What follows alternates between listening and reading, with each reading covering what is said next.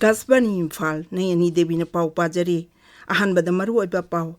Christmas kumahina lakpada Manipur Vidhan Sabha gi Adhaksha T.S. Saitaprata amasung Mahut Mantri Yumnam Khenchamna lamdam masigi miyamda yaifa paujel pirakli Assam Rifles na truck amadagi lupa lak humphudra romgi mamal oigadaba yamlaba kwa supari maru phagatkhre National Consumer Day ngasi pangthokli numit asiga mari leinana kendra gi Consumer Affairs Mantri Pralhad Joshina tongan ba thaurang kaya hauduk lagani amasung Griha Mantri Amit Shah na hairi cyber attack yauna maru oiba machak mathum singda chatharakpa attack singi paukhum pinaba ehenba wakhalon puthokpa tangai phade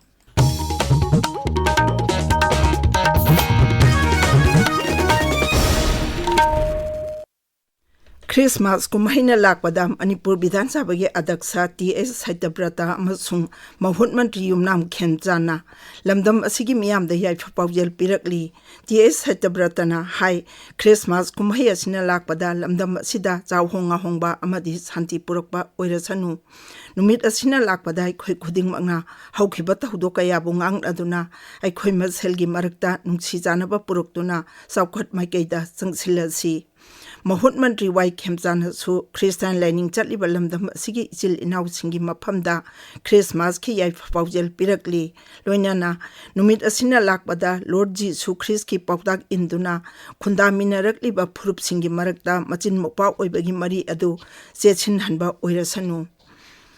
Assam Rifles na truck amadagi yamlaba kwa supari maru phagat pagal loinana mangpai paringda ain kaina lalol itik tawna bo hotnaramba thaurang ama arembata hankhre Assam Rifles ki pauna hai IGAR South ki lijing makhada Indo Myanmar ngangphaida ain kaina pochai puthok puchin tawba thingnaba Assam Rifles na cheksin thaurang sing leptana lokhatli khongthang asigi saruk ama oina Churachandpur jila gi Sangai Kot Junction da achat awok sing check tawbada lupa lak humphudra romgi mamal oigadaba supari maru sing phagatkhre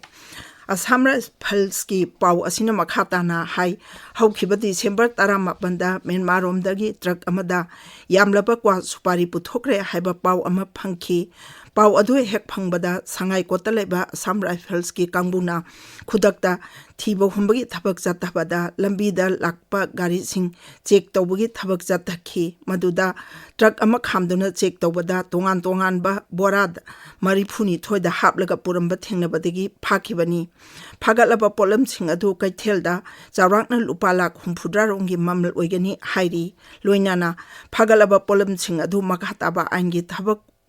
Lokhatnaba Churachandpur jila gi Divisional Forest Office ta sinakre hairi amaromda Okhul jila gi Sakbau Company Operating Base da Assam Rifles na sinduna mapham adu da lokhatliba cheksil thaurangi matangda khanaina bagi mipham amangarang pangthokre mipham aduna Manipur gi hojik oiriba phibam asida mapham adu da khul amadi khunja singi saphana bagi matangda kupna khanaki hairi Lebak sinba thungna pangthokliba Good Governance Week ki saruk ama oina ngarang Imphal ista miyamgi numit thauram pangthokre thauram adu susasan sapta prasasan gaw ki or haiba banner makhada sarkar gi yai phathorang sing miyamda yawhanabagi pandamda pangthokpani Imphal iski porompata leba panchayat bhavan da pangthokkiba thauram aduda jila adugi deputy commissioner Khuman Them Dainana phungdokkibada thauram asi maruoina sarkar gi yai phathorang sing miyamda yawhanaba amati tangai phadaba thabak thauram kaya hakthengnana yawhanaba pangthokpani Camp aduda sarkar gi tongan ba service li singama changwani phutaret phangan khibaga loinana miyam gi wakat chahum kulhumdoi thabak oina pangthokhi hairi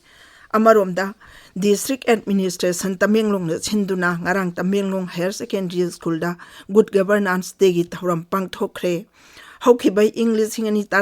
taramari dagi hauduna pangthokliba thauram asi chahi asigi oina Good Governance toward Tribal Area haibe hiramda meeting thamli thauram aduga mari leinana Tamenglonggi SDO D Maiding luina chayol ama chumna pangthokliba thauram asigi maru oiba kayagi matangda marik chumba wafam thamki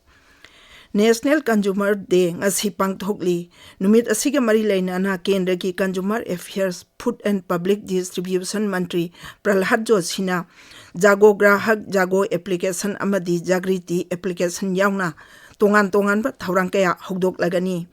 New Delhi da makdokadaba thauram asida Sri George hina lalol itiki thabak thauram singa mari leinana license piba madi registration tawba yauna transparency leina thabak tawnaba e-map kauba portal amasu hangdokani masigi sumathakta consumer affairs bibhagna hena khumang chawjinba mawongda semdoklaba national consumer helpline portal su hangdokani masina grahak singi pendaba kaya thuba matamda thabak oina pangthokpa ngamhallagani Thauram asigi manung channa online da phangliba polamsing miyamda soyangam yaudana phanganaba amadi grahak singi hakpu ikai khumna bagi pandamda tongan be cherol sing sahi tawnagani All India Congress Working Committee gi member gai khangamna hairi BJP na lebak asigi sangbidhan amasung ganatantra bu namthanaba zatharakliba thawong khudimak laksinaba honagani Imphal da ngarang pangtokpa pawgi mipham amada sri gai khangamna hai Bharat के संविधान सही हुंफुद्रा मंगा मपुंग फाबंग मरी लेना हौखिब दिसंबर 13 parliament Khanna नैनबा मपांग थोखी मदुदा गृह मंत्री अमित शाह न फोंदोकिबो वाफम अदु AICC की प्रेसिडेंट ना अकन ममोंग द यानिंगदा फोंदोकपगल लोइनाना गृह मंत्री बु रिजाइन तौनब दाबी तौखी लाइबक थिबदी प्रधानमंत्री न श्री साहबु कनखल अदुना सोशल मीडिया दा तोंगान बो वाफम तरुक थागलखिबनी मसिमक यामना लाइबक थिबा अमनी कांग्रेस की लुचिंग सिंगना हाई गृह मंत्री की वाफम अदुगी मायुक्ता इंडिया ब्लॉक की MP सिंगना पार्लियामेंट ममांगदा यानिंगदा फोंदोकिब सु लैख्रे ताबिरिबा पावसी आकाशवाणी इम्फालदगी गृह मंत्री अमित शाह ना हाइरी साइबर अटैक सिंग यावना लेबाक असिगी मरु ओइबा मचाक मथुम सिंगदा चतरप अटैक सिंगी पाखुम पिनबा अहेनबा वाखलोन पुतोक्तुना होनबा तंगाई फदे वाफम सिंगारंग पांगतोकपा इंटेलिजेंस ब्यूरो की 53 सुबा सेंटिनरी एंडोमेंट लेक्चर दा फोंदोखिबनी न्यू दिल्ली दा मागदोखिबा थौरम अदुदा गृह मंत्री ना हाई भारत का चनमिनरिबा लेबाक सिंगा खुसमनदुना ngakselgi lamda tongan ba khongthang sing lawkatuna anti india outfit amadi network sing khangdoknaba honaba changi mahakna hai English singani ni phutaret phawbada mapung phaba chawkhatba Bharat ama ohenbada security agency singna laibak asigi ngak senbagi chapchaba khongthang sing adu lawkhatgadabani loinana laibak miyamda aki akhang piriba sasanyaba email amadi call singi mathakta chapchaba thabak lawkhatbagi tangai padaba kayagi matangdasu गृह मंत्री ना खंगनखी केंद्र की मपाल थौरम मंत्री doctor S Jaishankar ngasi नुमित तरुकनी की खोंगचत United states ता चटकदौरी महाकी खोंगचत असिदा लेबाक अदुगी लुचिंग बसिंगा उनादुना तोंगान बै हिरम सिंगदा खनगनी लोइनाना कॉन्सुल जनरल ऑफ इंडिया की मिफम अमदसु सरुक यागनी मथंग चहिगी रिपब्लिक डे सेलिब्रेशन की टेब्लो की हिरम असि स्वर्णिम भारत विरासत और विकास हरिबा वाखलन असिना ओइरगनी हाइना ngakсel मंत्रालयना हाइरी सेलिब्रेशन असिदा लेबाक असिगी तोंगान बा राज्य 15 अमसुंग यूनियन टेरिटोरी सिंगना मागी टेब्लो सिंग उटकनी हाइरी पंजाब टेरर कंस्पिरेंसी केस का मरी लेना थौदोक अदुदा चाउना मतेंग पांगबा खालिस्तान टेरोरिस्ट लखबीर सिंह अमसुंग गैंगस्टर बासितार सिंह NIA ना मुंबई दगी फारे NIA ना फानबा जातिंदर मपाल लेबाकता बेस तौबा लखबीर ना लिंखतखिबा बाबर खालसा इंटरनेशनल BKI की मेंबर नी महाकना पंजाब की थौदोक अदुदा लखबीर अमसुंग बासितारदा खुलाई पीबगी थबक तौबनी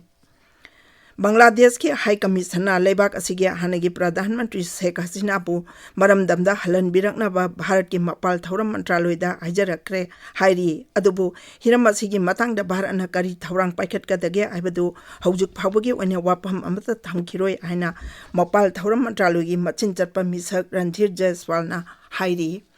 अरोइबदा मरुइबा पाव अमो क्रिसमस कुमहिना लाकपदा मणिपुर विधानसभा के अध्यक्ष TS सतब्रता मसुंग महुत मंत्री युमनाम खेमचाना लमदम असिगी मियामदा याइफावजेल पिरकली असम राइफल्सना ट्रक अमदगी लुपा लाख 40 रोंगी ममल ओइगदबा यामलबा क्वा सुपारी मरु फागतख्रे National Consumer Day ngasi pangthokli numit asiga mari lainana Kendra Consumer Affairs Mantri Pralhad Joshina tongan ba thaurang kaya hudok lagani amasung Grihamantri Amit Shahna hairi cyber attack yauna maru oiba masak mathum singda chatharakpa attack singi paukhum pinaba ehen ba wakhalon puthok patangai phate pauloi jare